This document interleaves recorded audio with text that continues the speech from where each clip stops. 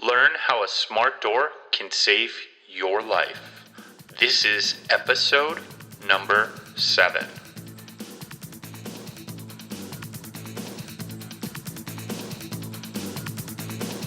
Welcome to the 1 Hour Smart Home Podcast, helping you make your life better using automation and technology, with your host, James Both. We've got a couple of great announcements for you. We just launched our Smart Home Forum at onehoursmarthome.com. You can ask smart home questions there, answer smart home questions, or just see great advice from other smart home users at our website.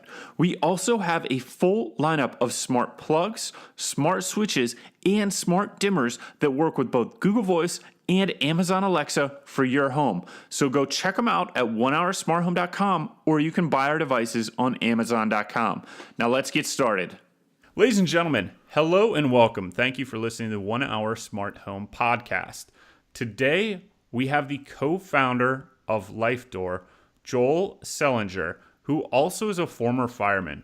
And I'm happy to bring him on the show because he has a really exciting background and a solution to a problem that I think you guys are going to want to hear about. So, Joel, with that being said, can you tell us a little bit about your background and what you're looking to do here? Yeah, absolutely. First of all, thanks for having me on the show, James. So my background was, I was a custom home builder for about 10 years here in the Pacific Northwest. I live out north of Seattle, built custom homes, started a family, started volunteering with the local fire department, quickly realized I wanted to do a career shift, took a full-time position with the local department for 3 years, and then I moved to a bigger city department and worked for the city of Everett as a truckman on Ladder 5 for the last 3 years. I think Lifedoor was a perfect culmination of my two careers. So, pretty familiar with buildings and hanging doors and door hardware. And then as a firefighter, I've seen firsthand the importance of a closed door if there's a fire in your home.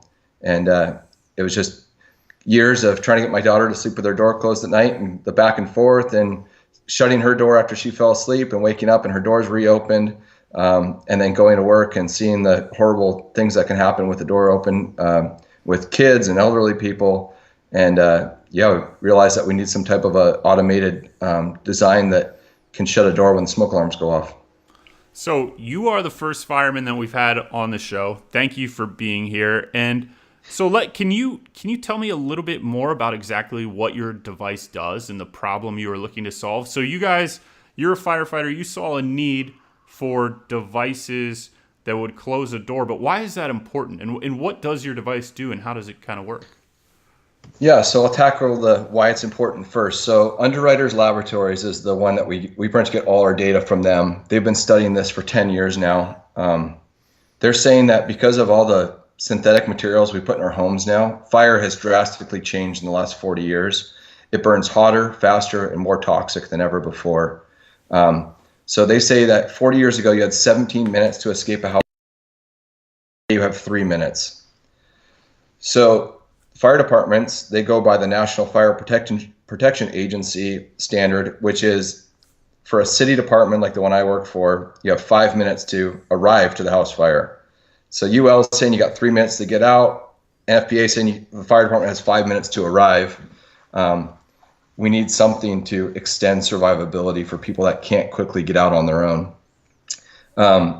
So UL has all these statistics about the difference between an open door and a closed door. One of them that's pretty drastic is they have a thing that says make the 900-degree difference. So they're saying with a door open, it's 1,000 degrees. With a door closed, max temperature is 100 degrees until the door burns through, which in most cases is at least 10 to 15 minutes. So it's a pretty sizable difference and can quite literally mean the difference between life and death. So what we came up with was a device that mounts to your top hinge of your door. Actually, it can mount to any hinge, but we found that top hinge is better. Just kids can't reach it. It lights the room up better. A few other reasons. What it does is you pull your existing hinge pin, you run your pin back through the Lifedoor device. You open the door the first time. There's a slight amount of resistance. It primes the device. After that, it's free swing, and you can pretty much forget it's there. And then what we've done with the electrical engineering side of it is we've put an acoustic sensor in it that's super low battery consumption, but it's always listening for the distinct sound of your home's smoke alarms. So when it hears that sound, if you've burnt food or you're testing your alarms, or hopefully not, if there's a fire in your house, the acoustic sensor picks it up, and it does 4 key things. So first and foremost, it swings the door shut, closes the door. It has a built-in LED light that lights up the room with it's not a really bright light, but it's about twice as much as a night light. It sounds another alarm. Some states don't require smoke alarms in the bedroom. So we found that people sleep with their doors open so they can hear the smoke alarm. So we'll have a repetitive alarm. And then also using the Z-Wave communication protocol, it'll send an alert to your phone and give you a push-up notification where you can easily call the house if you're not home, call the neighbor, or call 911. Well, you know what's very interesting about that, Joel, is something that I don't think a lot of people know, and something that you brought up, and that's a really good point. I didn't realize that, decades ago, you had 17 minutes to escape a fire. And you said because of all the combustibles, electronics, and stuff that people are putting in their homes anymore, that we're down to like 2 to 3 or 5 minutes, which is amazing. And I live in a major city, so fairly close to the fire department. But if there's traffic or anything like that, obviously you can see how it's going to take somebody a little bit of time to get there, identify the right house, and get in the building. That's really, really, really interesting. I think one of the niches of your product that is really special. So, you thought about this product. It sounds like you've got a lot of features packed into it. So this device, what kind of tools do I need to install it? It sounds like it's a pretty easy, self-sufficient installation. Yeah, one of our benchmarks we wanted to hit when we designed it was we wanted anybody to go to any of the big box, Home Depot and buy it and put it on in just a few minutes. So you quite literally, a drill would be nice, but you could do it with just a screwdriver. It's as easy as putting a door stop that mounts to your hinge. So you close the door, you pop the hinge pin, you run the pin through our cam that comes off the side of it, and then it gets 2 screws into the door through the device. So we figured 2 to 3 minutes for install. And so where did the genesis of this idea come from? Did you have an aha moment after a fire, or was it like you're sitting in your living room, or you've told your daughter 100 times to shut her door because you're concerned about it? Where'd this come from? It was actually the perfect culmination of all those things. So my daughter, she's 11 now, so she was like 9. She still wants to keep her door open. So we had a fire last year where an elderly woman died in her bed. I was on the first engine. It was like 5 a.m. We get there, tons of fire in the back of the house, in the kitchen. We get it knocked down, go inside, and this poor woman's, you could tell she was trying to get up. Her door was wide open, and she passed away in her bed. And right next door, the bedroom right next to her, which wasn't used, so sewing room or whatever, had the door closed, and there was almost zero damage in that room.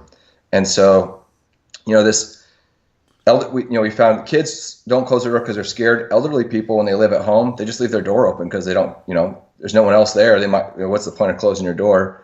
And then they're limited mobility. So this poor woman, she died in her bed from smoke inhalation, and a closed door would have saved her life.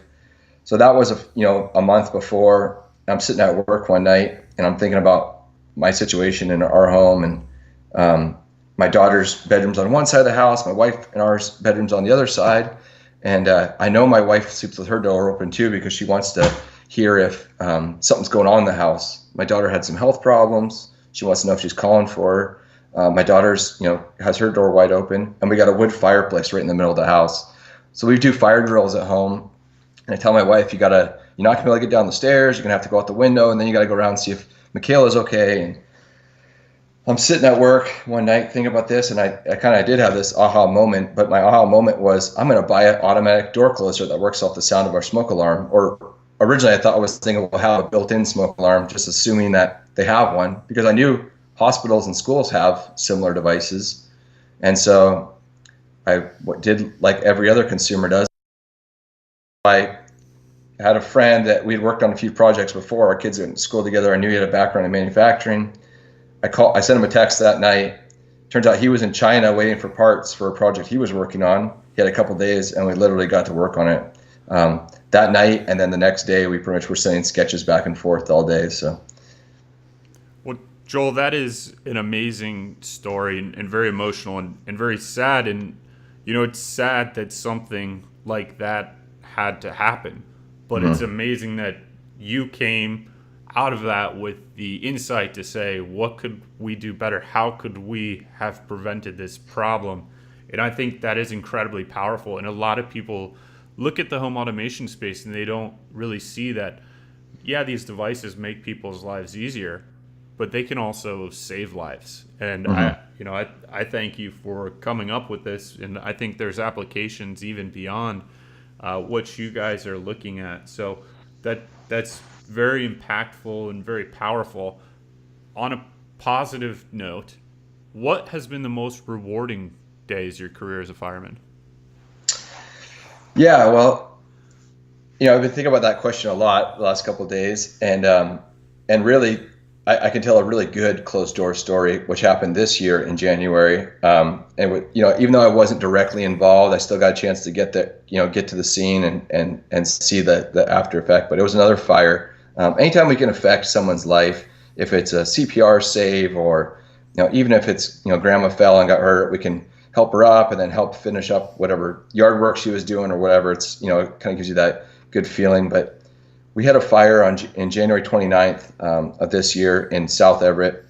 We actually had a second fire going in the city, which really puts a strain on our resources. So it was a second alarm, which brings all the fire engines into North Everett. And just as we're arriving, we get a call for an apartment fire, South Everett, with kids in the original apartment.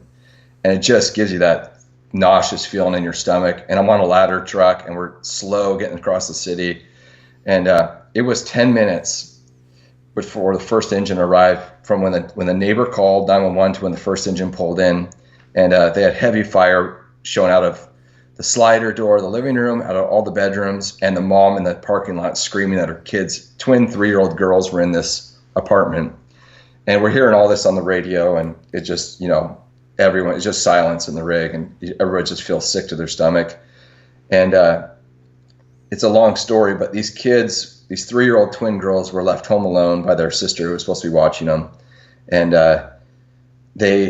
she put them down for their nap in their mom's bedroom. She closed the door and she left. And that door protected those girls for about 12 minutes.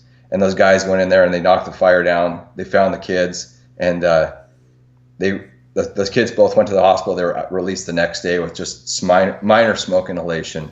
And so it was just incredible. And then, we got there, the kids were just getting pulled out of there in the ambulance. And I walked through the room, and the damage in the apartment was just, there was plastic toys melted to the carpet in the other two bedrooms. And in the bedroom that these kids were in, there was very, very little damage. I mean, I think most of their smoke inhalation was from when the guys grabbed them and brought them back through the apartment. It was very minor injuries to the kids. And it was kind of like that moment where I called my co-founder and just said, we have to get this thing to the market. I mean, this thing will save lives. It was just no doubt in my mind after that. It was a pretty emotional day for everybody that went there. I can imagine. And that is an amazing story in terms of, the positive stuff that you guys do and what you're working on. And, I mean, this gives me chills talking to you, just thinking about this and kind of what you guys are trying to do. So how long have you been at this? When did you guys kind of start this, and where are you at in the production process? Yeah, so it's been about a year and a half. So it was like January 7th was the night I was at work, and I sent Ben a text message, and we got going on it pretty much right away. We had some roadblocks. We thought we couldn't do it. We kind of went back to the drawing board a few times. We had probably 10 prototypes that just wouldn't work. We couldn't get the energy we needed to swing the door shut. We couldn't contain the energy. It was there were some times where I thought it wasn't going to be possible. And then we redesigned. We got a really good working prototype. we went to CES this year in January, and it was another one of those aha moments where it was like, okay, we're really onto something. We got lots of good press coverage. We made lots of contacts with lots of companies and retailers we wanted to talk to. And so we've been just steamrolling ever since. So we are still in the prototype phase. We're working towards mass production. We have our electrical engineering mostly finished. We have prototype boards that we're doing testing on right now. And then all the mechanical design is getting refined for mass production. So our goal is November, December to be ramping up into mass production. We have a great partner that in manufacture, the third largest in the world contract manufacturer, Jabil, who we're fortunate enough that my co-founder is a principal project manager for them.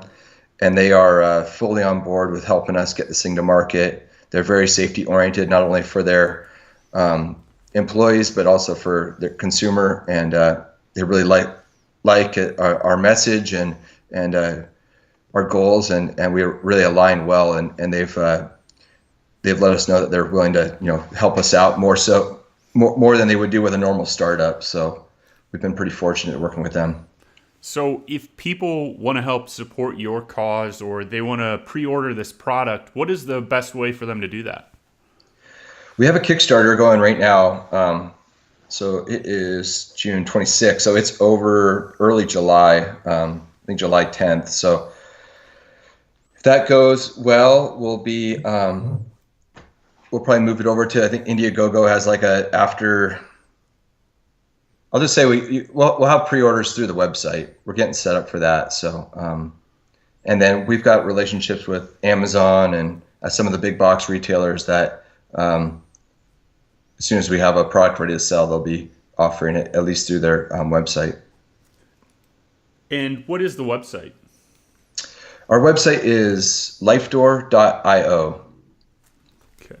And you know what I actually saw that's very interesting on your Kickstarter? You mentioned a little bit before about just limited mobility in individuals and how difficult it is to, if you have limited mobility to shut a door and the difference that makes in a fire. One of the individuals I saw on your Kickstarter is a limited mobility individual that had a very nice story kind of about, what was going on and why this was important to her. So I'm sure there are a lot of people out there thinking about this device in terms of how it could help them live a safer life. And really it makes a huge difference, just not for the entire market, but if you know someone, a grandparent, uncle, aunt, or whomever it is that has limited mobility, this could be the difference between some pretty serious stuff.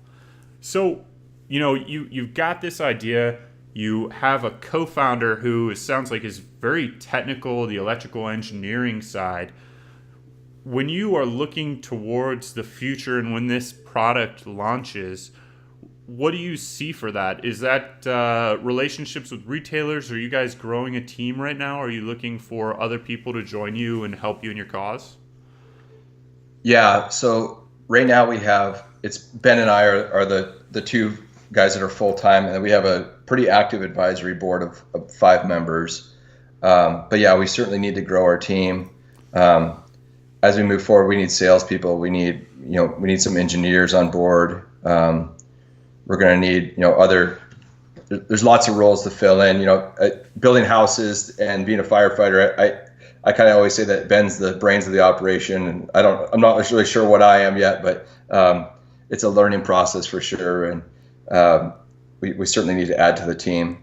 Our goal since day one has been to get this thing to the market as soon as possible and as widely, accepted as possible, and to as many people as we can start doing good. So we realize that we need more people to help us with that.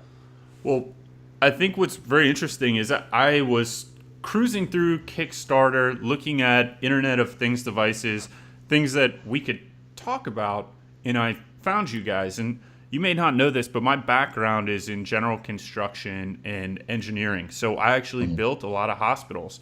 And like you said before, hospitals, schools, municipal buildings, or buildings where people could be trapped in a fire all have these automatic doors. And these automatic doors in the commercial level cost between $3,000 to $10,000, depending on the doors and how they work. But it's actually code for buildings to have this in there. And you guys are making a product now that the commercial space that engineers and architects have seen the value in for years to be able to protect life and life safety. And now you guys are making that same technology available to the consumers at a very accessible price. And, you know, as you grow your team, I think one of the greatest things is you were very accessible. I picked up the phone, called, you were right there to provide the customer support, to talk about it and what your product is. And we get a lot of people on the show, you know, a wide variety of co-founders, and the co-founders that we've seen to go on to have great success, they're involved in their product intimately. And it sounds like you are very invested in this. You care about it. You care about the cause. I mean, this came out of a real world problem that you saw. So I'm really looking forward to seeing when this product launches. And I hope that our listeners can find you guys at lifedoor.io and support you in any way that they can, whether it's additional help with marketing, spreading the good word, or it's buying a product. I know when these come out, I'd love to be a beta tester and be one of the first people to support your devices. So this device, it sounds like it works with sound, but then it also has smart home controllability. How does this smart home functionality work? Does it work with hubs or? Yeah, so we put a Z-Wave radio in it, so it will work. So if you have a Z-Wave enabled smoke alarms, it will send the signal to the device. So it has acoustic plus that. But the main feature of the Z-Wave is to go to a hub. Yeah, so we're working with the Samsung SmartThings hub and the Wink hub, so that you can add it to when your smoke alarms go off. Then I want my lights to turn on. I want my front door to unlock, and I want all my bedroom doors to close. So Z-Wave is one of the most popular home automation technologies, and it sounds like you guys are already partnering with some of those bigger people in the space, Wink and Samsung, to make this stuff work. You know, you have the application of fire here. You know, I was kind of thinking about this before we talked. Could you make this work with other sounds? Let's say like a gunshot or something of that nature. You know, I know school security is a big thing, or security in other spaces. It sounds like this might be a potential solution for something like that as well. Yeah, we've looked into that. There's some devices that work off the sound of a gunshot. It's another one of those kind of unique sounds. And really the thing with Lifedoor is there's pretty much no negative impact of a false positive. It's not like a sprinkler system in your house where if it accidentally goes off, it does tens of thousands of dollars of water damage. If your Lifedoor accidentally goes off, your door shuts, and all you do is reopen it, and it's reset and ready to go. So it's just a matter of tuning that acoustic sensor to what you want to listen for. There's also a feature with using the app that you'll be able to just remotely shut your doors. Say you have a puppy in the house and you forgot that you left your bedroom door open. You don't want him to chew up your new shoes. You know, you can be driving to work and hit the Lifedoor app and swing your door shut. So there's lots of applications. You know, people ask, is this a home fire safety device? Is this a home automation device? And we just usually say yes. It's all of it. It's whatever you want it to be. That's good. So what smart devices do you currently have in your home right now, or what do you use? What do you like? Well, a lot of this is new to me, but I'm trying to get on board with everything. And so we have the Echo Show, which is probably our most used. That's pretty great. We use it for, there you go. We use it for streaming music, checking the news. I mean, checking the Mariners score. It's kind of become a thing in the house where you just yell from across the house, you know, Alexa, what's the, and we have, let's see, what else do I like? I like our Ring doorbell very much. It's nice to know. Actually, we kind of use it as like a cell phone for our daughter. If she comes home from school, she can hit the doorbell and communicate with us that way, and let us know she's home. And we've got a mixed bag. We've got the Nest front door lock, which is really nice. Or I guess it's Yale, but they partnered with Nest. That works really good. What else I got? Got the Nest Protect smoke alarms, which are spendy, but alert really well, and they're really user friendly and easy to install. All that good stuff that Nest provides. So you just mentioned the Nest smoke alarms. Is that somebody you guys have approached to try and get your device to work with their systems as well? Yeah, we've talked with those guys quite a bit. It's been a little bit, but it's been a few months. But that seemed like something they were pretty interested in. So it sounds like you're getting set up on the smart home space. You've got all the good stuff, the locks, the front doorbells, everything is working good. You're testing out your new product. Out of those devices, which one is probably your favorite or has had the biggest impact in your life?